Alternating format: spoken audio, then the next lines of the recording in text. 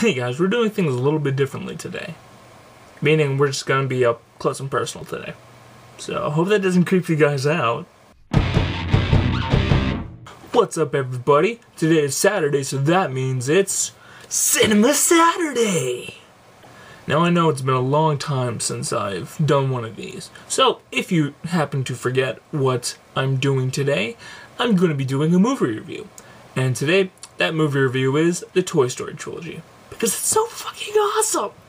If you guys didn't catch my video on Wednesday, I told you guys that today I'm doing Toy Story trilogy, next week I'm taking it off, and then the week after I'm doing Lord of the Rings. So guys, keep your eyes open for that. But for now, let's get going on the Toy Story trilogy. We start off with the base movie, Toy Story. And this movie is basically about the toys that belong to this kid, Andy.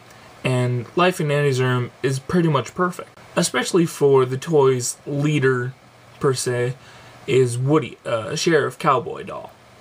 But Andy's birthday arrives, and things start to go downhill for Woody, because the arrival of the new toy, Buzz Lightyear, marks the end of Woody's top spot in Andy's room. Buzz quickly becomes Andy's favorite toy, and Woody gets pretty jealous about it. So he ends up making this plan, and things go terribly awry, and they both end up getting lost. So they then have to embark on this journey of getting back to Andy's room before Andy and his family move, which is only in a few days, so they don't have long to get back home. Some terrifying things happen to them along this journey, but eventually they do make it home, all safe and sound, and everybody's happy, because it's a nice happy ending. For those that don't know, this was the first full-length, fully animated feature film in movie history. And considering at the period of time that they released this, they did an incredible job. This was 1995, and considering looking at the animation, it was a fantastic job that Pixar did. So, good on you, Pixar. This was one of my favorite movies as a child, and it has remained one of my favorite movies up to this day.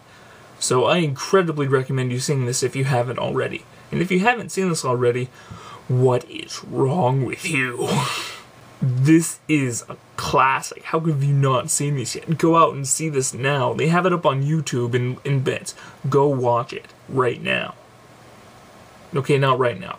Finish watching this review first, then go watch it. Jeez. And then we move on to Toy Story 2. In this film, Woody ends up accidentally getting stolen at a garage sale. And so some of the toys, led by Buzz, go on this journey to find him and bring him back to Andy's room before Andy comes back from cowboy camp. What Woody doesn't know is that he's part of this classic collection of toys from an old TV show. And the person who stole him is going to sell him and the rest of the collection, which includes a cowgirl, Jessie, and a prospector named Stinky Pete, as well as a horse. And he's going to be selling all of his collection to a museum in Japan. At first, Woody doesn't want to have anything to do with it. He just wants to get back to Andy's room. But then the other toys start to grow on him, and he decides he's going to go to Japan with them and be part of the collection and just live on forever. But then the other toys that are on this rescue mission, they find Woody, and Buzz ends up convincing Woody to come back to Andy's room. And then Woody has the brilliant idea to bring the other toys with him. That way they could be played with until Andy grows up. But things go wrong, and Woody and Jessie almost get shipped to Tokyo, to the museum.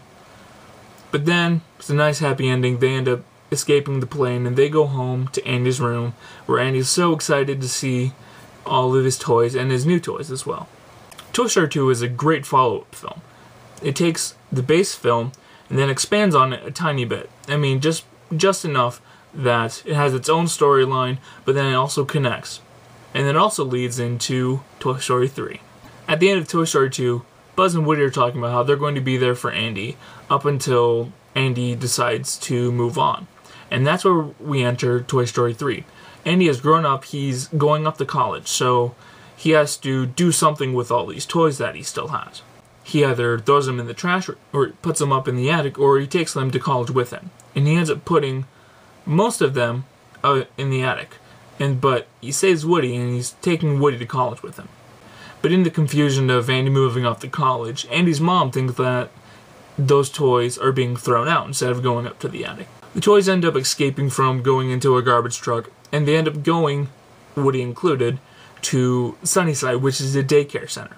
Now things seem pretty perfect at Sunnyside until they realize that the leader, Lotso, who is a teddy bear, is very corrupt, and Woody embarks on this journey to go back and save them after he escapes Sunnyside.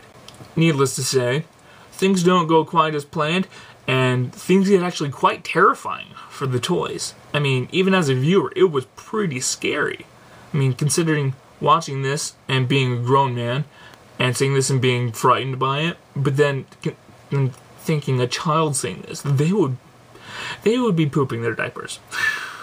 But after this harrowing experience, the toys end up getting back to Andy's house, and they're about to go up to the attic, except for Woody. But then Andy decides he's going to donate them to a little girl. And so all the toys, along with Woody, end up seemingly having a nice, happy ending with this little girl and knowing they'll be played with for a long time. Now, Toy Story 3 brings nice closure to the series. I mean, you have Andy moving on, growing up, but him passing his toys on to a younger child, so they'll keep living on with another generation. It's just perfect. Altogether, I give these movies a perfect score. 30 out of 30. You know what? Screw it. I'll give it a 60 out of 30 because these movies are just downright awesome. This is one of the best trilogies that I've ever seen.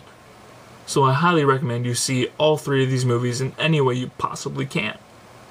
That's it for Cinema Saturday this week, everybody. I'll see you guys in 2 weeks with The Lord of the Rings. Take care.